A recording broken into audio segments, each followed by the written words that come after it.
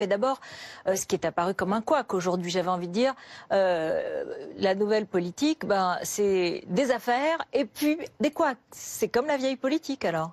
Alors, c'est pas un couac, mais il y a d'un côté un problème juridique de concurrence et de l'autre un principe.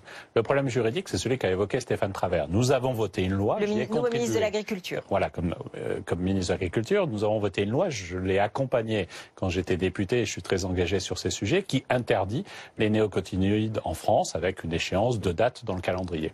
Mais on sait que ça pose les abeilles, parce que ça pose des problèmes de biodiversité. Oui, ça menace notre écosystème et donc c'est un vrai problème. Ce que ne conteste pas le ministre de l'Agriculture. Mais par contre, on a une difficulté juridique, une difficulté économique. La difficulté juridique, c'est que ce texte n'est pas tout à fait conforme à la réglementation européenne. Et la difficulté économique, c'est que pour certains agriculteurs, il n'y a pas de produit de substitution qui permet, dans de bonnes conditions, de protéger leur culture.